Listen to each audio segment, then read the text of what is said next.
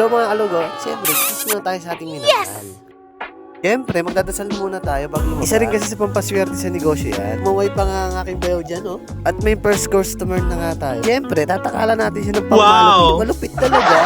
At si ate customer mukhang nahiya sa camera ko. Si ate walang kaalam, naka-vlog tayo. Patuloy lang tayo sa pagtatakal, may pailan-ilan ng taxi tayong customer. Matumal, pero okay lang. May pailan-ilan. Sulpot-sulpot na bumibili. Okay lang yun, basta mahalaga, nakakabawas tayo. Pinara nga pala tayo ni Kuya Ryder dyan ng Lazada. Nagugutom na daw siya. Bumili nga rin pala sa atin si Tokayo. Kaya nga pala ako ng gym, ayan mga tropa natin mga kulit na bata. Ayan, pinaikot-ikot sila sa loob ng gym hanggang sa mahido. Makukulit eh. Habol lang, habol. Ayan, bumili nga pala mga tropang bagets natin. Bumili din sa atin si Lola Rene, si Basag, si Janjan, si Jamil. Ginutom nga pala tayo sa pagtitinda. Kumain muna tayo. Tignan na natin kung talagang masarap ang lugaw ni Agsalud.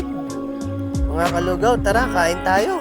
Nag-hi din nga pala yung mga dalaging ng ating burgos. Pinara rin tayo ni John Paul. Panonoodin na rin yung video niya sa vlog ko. At ayan, may bumili rin sa atin sa Purok 5. Nakarating na nga tayo ng B5.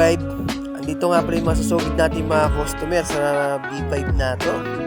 Yan, nakikita nyo naman po. Nandiyan na sila, nagbibilihan na. Wala nung nag-umpisa ako dito talaga sa lugar na to. Marami talagang bumibili mga bata rito sa lugaw natin. Ito kasi mabubusog na kaagad sila. Sa halagang magkano lang, 15 pesos, pwede na. Maraming salamat sa patuloy niyong pagtangkilik sa lugaw ko. Hayaan nyo pag binigyan tayo ng blessing ni God, iikot tayo at magpapamigay tayo ng libreng lugaw.